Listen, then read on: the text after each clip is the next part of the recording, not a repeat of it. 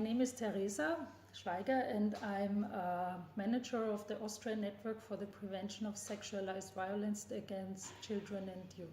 I started as a student, but of course this was really an activist. You know, I was in a women's group, and it was in the 1990s, so it was also different. And then I began working at the university in the department for the empowerment of women. And then I moved on and back to the NGO sector from this point of view, and I've seen changes which are positive, but of course we have a backlash now as well, and some things are very slow, and we need to work on them more than ever in this world, I think.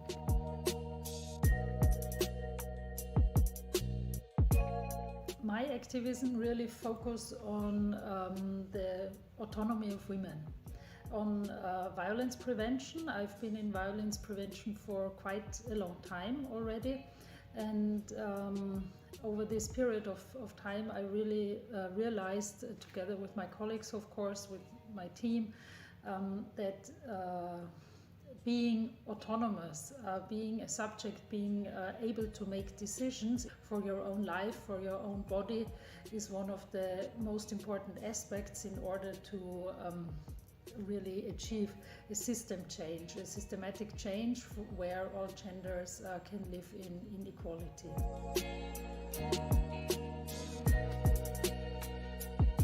What I learned through my practical work with a lot of teachers and educators, but also with a lot of young people, is that stereotypes are really harmful. Also stereotypes that seem to be harmless or even positive, I think really hold us back.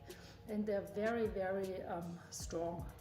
So we know, of course, also from research that, for example, heterosexual couples sometimes really set out to have a gender equal relationship, and then as soon as young children arrive, they become very traditional. And of course this depends a lot also on the opportunities society gives us, how we can shape our lives, but also on these really deep-seated ideas about what is a woman, what is a man.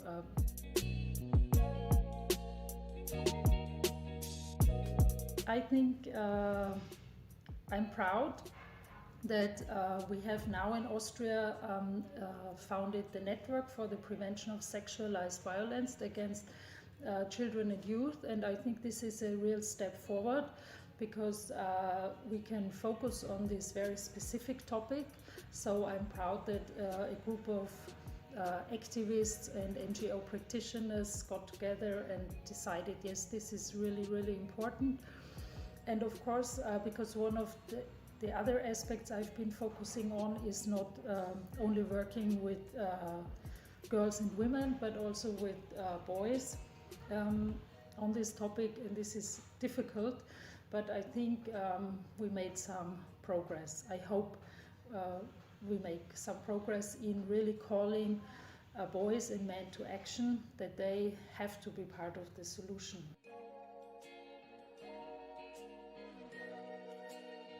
I'm really happy to say that there are a lot of online resources as well, and I think there is a lot going on, and it was not easy to pick one or more, but I think there is a website that is called Proud of My Period by a British activist, which I can recommend, because I think this is also a huge step forward to making this less shameful and really empowering. And the other two toolkits or things I want to recommend. The one is it's a calendar. It's called Rebellinnen calendar in German, and it was designed by one of our cooperation partners, Hill Foundation, and a girls center called Amazone, just specifically for young girls. It's a calendar. It's still analog, so it's also maybe something really to hold and have, and it's filled with information about women who achieved something, but also interesting facts, and of course also resources where women or girls in this case can turn to. So I think this is a nice calendar, and it is for free. And another resource I can recommend is a toolkit. The toolkit was developed during a very difficult year, the Corona year, here in Vienna, mostly with more than 700 young people in different workshops with a focus on economic independency for girls and women in migration context. And the toolkit consists of this very low threshold card game, but also of life stories of young migrants who came to Vienna and were kind enough to tell us their stories.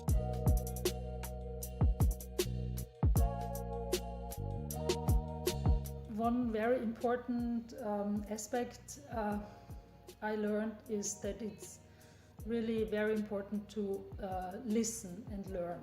So if you want to be knowledgeable about the subject, maybe look for people who have been active, but also give the space or be open that you do not know everything, but that there are other voices you need to listen to, and then you can learn, and then you can find your place and contribute.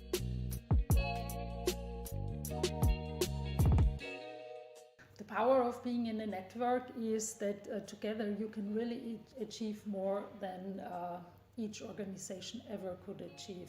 So I'm active in 2 networks, and of course I know the challenges of working in a network, but I think it is really in this world today one of the great chances to come together, to find a unified voice, but also respect the differences, and then really to achieve more than one could ever achieve together, and also to find better solutions together as a network.